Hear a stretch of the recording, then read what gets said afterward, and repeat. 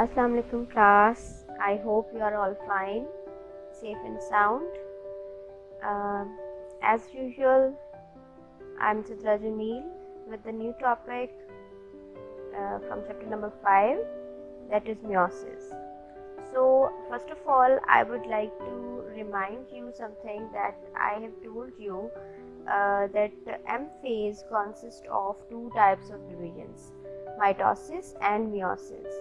Mitosis हम previous lecture में देख चुके हैं कि उसमें जो है वो एक पेरेंट सेल से दो डॉटर सेल्स बनते हैं जिनमें क्रोमोसोम का नंबर जो है वो सेम होता है और वो सोमेटिक सेल्स में होते हैं, यानी बॉडी के तमाम सेल्स में माइटोसिस होती है। लेकिन उसके साथ साथ मैंने आपको बताया था कि मियोसिस हमारे पास एक ऐसी डिवीजन है जिसमें के क्रोमोसोम का नंबर हाफ हो जाता है, यानी 46 क्रोमोसोम के सेल में अगर मियोसिस होगी तो डॉटर सेल में 23 क्रोमोसोम्स आएंगे।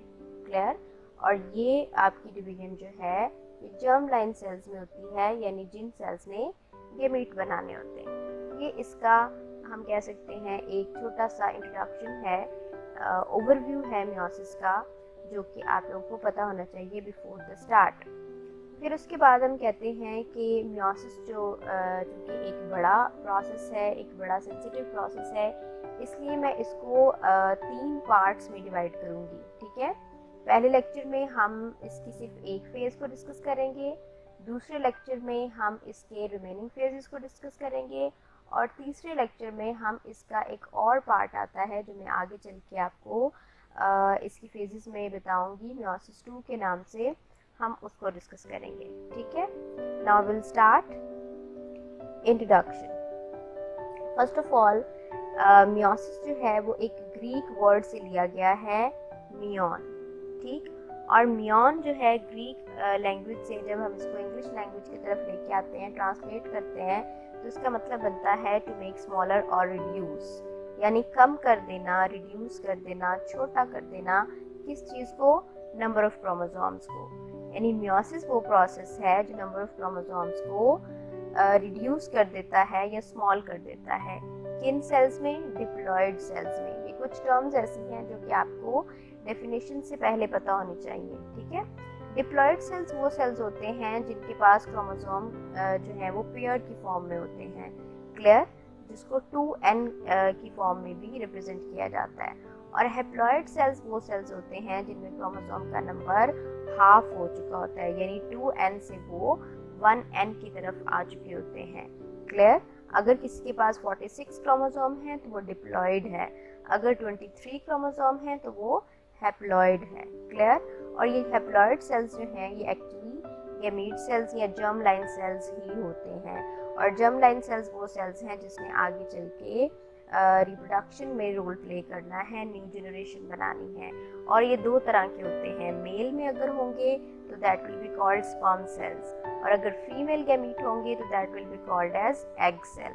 ठीक है, ये कुछ छोटी छोटी टर्म्स जो हैं ये आपको मियोसिस में पता होनी चाहिए।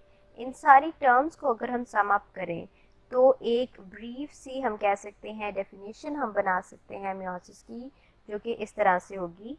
Meiosis is the process by which the one diploid, diploid मतलब 2n, eukaryotic cell divides to generate 4 haploid daughter cell.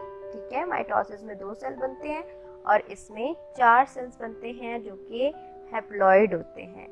अब आते हैं हम इसकी डिस्कवरी की तरफ। तो 1876 में एक जर्मन बायोलॉजिस्ट था, ऑस्कर हॉर्टविग उसका नाम है, उसने इसको डिस्कवर किया था मियोसिस को। ठीक है, कि ये जो है ये रिडक्शन डिवीजन है, ये क्रोमोसोम का नंबर हाफ कर देती है और ये 4 जो हैं आपके डॉटर सेल बनाती है। नेक्स्ट है हमारे पास फेजेस ऑफ मियोसिस। अगर ये आपको फ्लो चार्ट समझ आ जाएगा तो आपको, जो मैंने अभी पहली शुरू में बात की थी कि हमने इसके 3 पार्ट करने हैं, वो बात भी समझ में आ जाएगी कैसे। Meiosis consist of 2 major phases, meiosis 1 and meiosis 2। मैंने शुरू में बताया कि ये चूँकि एक सेंसिटिव प्रोसेस है, नेक्स्ट जनरेशन का मामला है, तो इसको अल्लाह ताला ने 2 मेजर डिविजन्स में डिवाइड कर दिया, मियोसिस 1 और मियोसिस 2। ये क्यों किया, ये जब आप पढ़ेंगे आहिस्ता आहिस्ता तो आपको समझ आ जाएगी। इन दोनों मियोसिस 1 और मियोसिस 2 की दो मेजर डिवीजन्स आ जाती हैं फर्दर, कैरियोकाइनेसिस एंड साइटोकाइनेसिस, ठीक है, बिल्कुल माइटोसिस की तरह। कैरियोकाइनेसिस मतलब न्यूक्लियस की डिवीजन और साइटोकाइनेसिस मतलब साइटोप्लाज्म की डिवीजन। सो कैरियोकाइनेसिस जो है वो मियोसिस 1 की कैरियोकाइनेसिस में 4 फर्दर फेजेस होती हैं, जिसको मैंने आपसे कहा था कि पी मैट के नाम से याद रखना है आपने। सो यहाँ पे भी वही पी मैट होगा, लेकिन जो मियोसिस 1 है उसमें हर फेज के साथ हम 1 लगा देंगे, और जो मियोसिस 2 की कैरियोकाइनेसिस की सब फेजेस हैं उसमें सब के साथ हम 2 लगा देंगे। लाइक मियोसिस 1 की फर्दर फेजेस हैं prophase 1, metaphase 1, anaphase 1 and telophase 1। इसी तरह से मियोसिस 2 की कैरियोकाइनेसिस की डिवीजन्स हैं prophase 2, metaphase 2, anaphase 2 and telophase 2। सो हम क्या करेंगे कि चूंकि इसमें से प्रोफेज 1 जो है मियोसिस 1 की जो प्रोफेज 1 है वो बहुत लॉन्गेस्ट डिवीजन है, इसलिए फर्स्ट फेज में या फर्स्ट स्टेप में इस पार्ट में जो आज आप पढ़ रहे हैं इसमें हम सिर्फ प्रोफेज 1 को डिस्कस करेंगे। फिर अगले पार्ट में हम इसके MAT यानी मेटाफेज, एनाफेज और टीलोफेज को डिस्कस करेंगे साइटोकाइनेसिस समेत। और फिर उससे अगले पार्ट में यानी पार्ट 3 ऑफ मियोसिस में हम मियोसिस 2 की कैरियोकाइनेसिस को और साइटोकाइनेसिस को डिस्कस करेंगे। Clear? Now come to the point that is prophase 1 की हम अगर बात करें तो उसमें हम मियोसिस 1 की अगर हम बात करें तो उसमें हम कहते हैं कि it will be also called as reduction division. शुरू में मैंने आपको बात बताई थी कि इसका मतलब ही क्या होता है, रिड्यूस करना, स्मॉल करना। सो मियोसिस 1 और मियोसिस 2 में से जो मियोसिस 1 है वो एक्चुअली ये फंक्शन परफॉर्म करती है कि वो क्रोमोसोम का नंबर हाफ कर देती है। That's why it is called as a reduction division. और फिर हम कहते हैं जी इसमें 2 हैप्लॉइड डॉटर सेल्स बनते हैं। हमने कहा था ना मियोसिस में 4 सेल बनते हैं, 2 सेल मियोसिस 1 में बनेंगे और इन्हीं 2 सेल को डिवाइड करके 4 सेल जो हैं वो मियोसिस 2 में बन जाएंगे। सो इस तरह से पूरे मियोसिस में 4 बनते हैं और मियोसिस 1 में सिर्फ 2 सेल्स बनते हैं एट द एंड। उसके बाद हम कहते हैं कि इनमें जो सेल्स बनते हैं नए वाले that are genetically variable. Genetic variation का मतलब ये है तब्दीली। वेरिएशन एक इंग्लिश का वर्ड है ना, इसका मतलब होता है तब्दीलियाँ। तो जेनेटिक वेरिएशन इट्स मीन कि जीन्स के लेवल पे आके कुछ तब्दीलियाँ हो जाएंगी, जेनेटिक मेकअप चेंज हो जाएगा, DNA का सीक्वेंस चेंज हो जाएगा, ठीक है। किस तरह से वो हम आगे चल के देखेंगे। फिर उसके बाद हम कहते हैं कि इसमें 2 फर्दर फेजेस हैं, जैसे हमने पहले पीछे कहा, karyokinesis and cytokinesis. So karyokinesis की 4 फर्दर फेजेस हैं prophase 1, metaphase 1, anaphase 1 and telophase 1। So I told you already कि आपकी जो प्रोफेज है इसमें वो थोड़ी सी लेंथी है, इसलिए हम इस लेक्चर में सिर्फ प्रोफेज 1 को कवर करेंगे। क्लियर?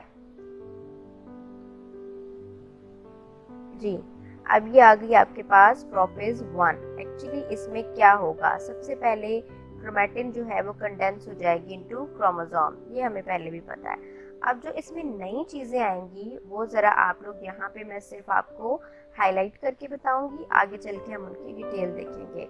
जैसे सबसे पहले जी जैसे ही क्रोमोसोम कंडेंस होंगे तो होमोलोगस क्रोमोसोम यानी सेम क्रोमोसोम जो है वो एक दूसरे के करीब आ जाएंगे। करीब आके वो साइनेप्सिस यानी लाइन अप हो जाएंगे और साइनेप्सिस कर लेंगे। अब जब वो दोनों मौजूद हैं तो उस पूरे ग्रुप को कहेंगे बाइवेलेंट। उस बाइवेलेंट में 4 क्रोमेटिड्स होंगे तो इसलिए उसको कहेंगे टेट्राड। फिर जब टेट्राड जो है वो आपस में कुछ सेगमेंट्स पे आके कुछ पॉइंट पे एक दूसरे के साथ अटैच हो जाएंगे, that attachment point will be chiasmata. अब इसी क्याज़मेटा पॉइंट पे वो एक दूसरे से सेगमेंट्स जो हैं वो चेंज कर लेंगे, एक्सचेंज कर लेंगे, that will B crossing over. और ये आपकी मियोसिस की जान है। प्रोफेज 1 को अलग पढ़ाने का मकसद ये है कि आपको क्रॉसिंग ओवर के बारे में बताना है। ये क्रॉसिंग ओवर का कॉन्सेप्ट जो है वो माइटोसिस में बिल्कुल भी नहीं है। जैसा और जितना क्रोमोसोम पेरेंट सेल में था उतना और बिल्कुल वैसा ही क्रोमोसोम जो है वो डॉटर सेल में भी आ जाता है, लेकिन यहाँ पे ऐसा नहीं होता। यहाँ पे चेंज क्रोमोसोम आता है और उसके पीछे मैकेनिज्म होता है क्रॉसिंग ओवर, तो वो हम आगे चल के डिटेल में पढ़ेंगे। जब क्रॉसिंग ओवर हो जाती है तो फिर जेनेटिक रिकॉम्बिनेशन होती है, यानी जीन्स जो है उनकी कॉम्बिनेशन चली जाता है, जिसको रिकॉम्बिनेशन कह रहे हैं, ठीक है, जिसकी वजह से एक्चुअली वेरिएशंस आती हैं। फिर हम कहते हैं जी न्यूक्लियोलाई डिसअपियर हो जाते हैं, जैसे कि पहले भी हमें पता है कि न्यूक्लियोलस की जमा जो है वो न्यूक्लियोलाई होती है।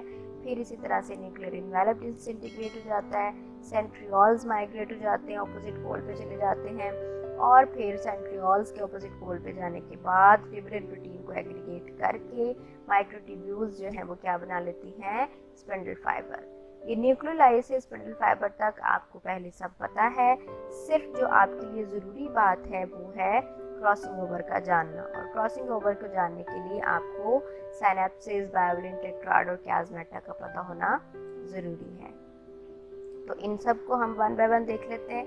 पहले आप ये डायग्राम देख लीजिए, और ये हमें बता रही है कि प्रोफेज 1 में सबसे पहले क्या होगा, ये जो ब्राउन वाला है ये एक क्रोमोसोम है, जो ब्लू वाला है ये दूसरा क्रोमोसोम है, ये एक दूसरे के सिमिलर हैं सीक्वेंस में, ठीक है, इसलिए ये होमोलोगस क्रोमोसोम्स कहलाते हैं।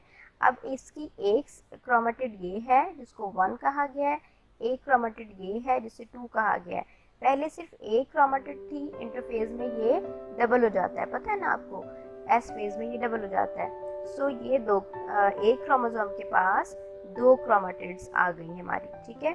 फिर उसके बाद हम कहते हैं इसी तरह से 3 और 4 जो हैं वो 2 क्रोमेटिड्स हैं किसके पास, एक दूसरे क्रोमोसोम के पास, और ये दोनों जो आपकी क्रोमेटिड्स हैं वो एक पॉइंट पे जुड़ी होती हैं जिसको सेंट्रोमेयर कहते हैं। अब ये देखिए एक बहुत ज़रूरी बात कि ये ब्राउन और ब्राउन जो आपस में क्रोमेटिड्स हैं 1 और 2, ये सिस्टर क्रोमेटिड हैं एक दूसरे की, और जो आपके पास एक तरफ ये ब्राउन और ये ब्लू यानी 2 और 3 जो है ये नॉन सिस्टर क्रोमेटिड्स हैं एक दूसरे की, ठीक है। ब्राउन और ब्राउन आपस में सिस्टर, ब्लू और ब्लू आपस में सिस्टर, और ब्राउन और ब्लू आपस में नॉन सिस्टर क्रोमेटिड्स हैं, ठीक है। इसको ज़रा याद रखिएगा नेक्स्ट कॉन्सेप्ट के लिए। साइनेप्सिस एक्चुअली क्या होगा, ये दोनों एक दूसरे के करीब आ जाएंगे, लाइन अप हो जाएंगे, जिसको हम साइनेप्सिस कहेंगे। The homologous chromosome line up with each other and form a pair by a process called synapsis. Then उसके बाद bivalent एक्चुअली क्या है, ये आप कह सकते हैं डेफिनेशंस हैं जो कि 2 नंबर के सवाल में आती हैं, साइनेप्सिस अलग, बाइवेलेंट अलग, टेट्राड अलग। तो अगर आप इनको एज इट इज़ लिखोगे तब ही आपको इसके मार्क्स मिलते हैं। सो आई ट्राइड माई बेस्ट कि मैं एज इट इज़ ही आपको ये करवाऊँ। So each pair of homologous chromosome is called bivalent। ये जो सामने आपको एक ग्रुप नजर आ रहा है ना, एक पेयर नजर आ रहा है, इसको bivalent कहते हैं। अब इस bivalent में 4 आपके पास क्रोमेटिड हैं, 1, 2, 3 and 4, जो कि लिखा भी हुआ है, तो इस वजह से इसको टेट्राड भी कहते हैं। Each bivalent has 4 chromatids, so it may also be called tetrad। Clear? फिर जी अगली डायग्राम देख लें, ये आपको क्याज़मेटा का कॉन्सेप्ट देगी कि आपको मैंने बताया था कि नॉन सिस्टर क्रोमेटिड्स जो हैं ये 2 और 3, ये क्रोमेटिड एक स्पेसिफिक पॉइंट पे, एक ये पॉइंट है, एक ये पॉइंट है, इन पॉइंट पे ये एक दूसरे के साथ अटैच हो जाती है, जिनको कहते हैं chiasmata. The non sister chromatids of homologous chromosome, ठीक है, ये आप लोगों के लिए अब फेमिलियर होनी चाहिए टर्म्स, नॉन सिस्टर और homologous, join each other at certain point along their length. The point of attachment are called chiasmata. Then क्या होगा, जब chiasmata के पास आके ये अटैच हो जाएंगी तो इसके बाद इन्हीं पॉइंट पे, इन्हीं chiasmata पॉइंट पे ये एक दूसरे के साथ अपने सेगमेंट्स जो हैं वो एक्सचेंज कर लेंगी, ठीक है, and that exchanging of segment is actually called crossing over. अब आप देखें इस ब्राउन वाले क्रोमोसोम पे एक पोर्शन जो है, एक सेगमेंट जो है वो ब्लू का आ गया, और इस पे एक सेगमेंट जो है वो ब्राउन का आ गया, ये क्रॉसिंग ओवर हो रही है। और जब क्रॉसिंग ओवर हो गई तो इस चीज़ को जो हमें नज़र आ रही है इसको हम बोलते हैं genetic recombination. Clear? The non sister chromatid, इसको भी एज इट इज़ आप लोग याद करेंगे, the non sister chromatids of homologous chromosome exchange their segment and the phenomena is known as crossing over. Then जो आपकी पीछे मैंने आपको बताई वही वाली बातें हैं कि किस तरह से बाकी चेंजिंग आती हैं। जब क्रॉसिंग ओवर जाती है तो जेनेटिक रिकॉम्बिनेशन जाती है, और इस जेनेटिक रिकॉम्बिनेशन को जेनेटिक वेरिएशंस भी कहते हैं, और यही वेरिएशंस जो है वो नेक्स्ट जनरेशन में तब्दीली लेके आती हैं। जैसे हम अगर फॉर एग्जांपल आप 3 बहन भाई हैं, 4 बहन भाई हैं, तो आप एक ही पेरेंट की औलाद है ना, एक ही पेरेंट पेयर से आए हैं आप लोग, लेकिन आप सब के सब एक जैसे होने के बावजूद आपकी शक्लें जो हैं वो एक दूसरे से नहीं मिलती, आपके फीचर्स एक दूसरे से नहीं मिलते, कहीं ना कहीं कोई ना कोई तब्दीली ज़रूर होती है, और वो तब्दीली एक्चुअली इस क्रॉसिंग ओवर की वजह से आती है। इस क्रॉसिंग ओवर में जो रिकॉम्बिनेशन हुई वो वेरिएशन लेके आई, ठीक है। ये एक्चुअली सीढ़ियाँ हैं जो 1 बाय 1 स्टेप आपको लेने हैं।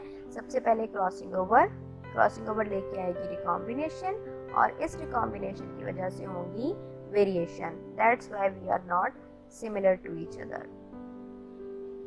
देन न्यूक्लियोलाइड डिसअपियर हो जाएंगे, ये बात मैंने आपको पहले भी बताई। देन न्यूक्लियर इनवेलप डिसइंटीग्रेट हो जाएगा। देन उसके बाद सेंट्रियोल्स जो हैं वो अपोजिट पोल पे चले जाएंगे, क्योंकि अपोजिट पोल पे जाके उन्होंने स्पिंडल फाइबर की फॉर्मेशन करनी है और क्रोमोसोम्स को अटैच करवाना है। सो इनकी माइग्रेशन ज़रूरी है।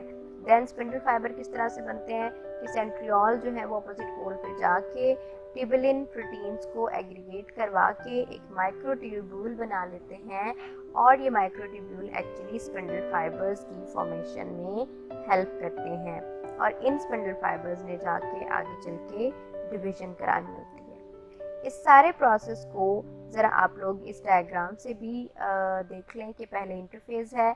इंटरफेज में सबसे पहले जो है वो क्रोमैटिन कंडेंस होना स्टार्ट हो जाता है। पहले तो उसकी डुप्लीकेशन होती है ना, कि आपको पता है पहले फॉर एग्जांपल ये एक पिंक वाला ही था, तो डुप्लीकेट होके ब्लू वाला भी बिल्कुल वैसा सेट इसने बना लिया। उसके बाद ये कंडेंस होना शुरू हो गया।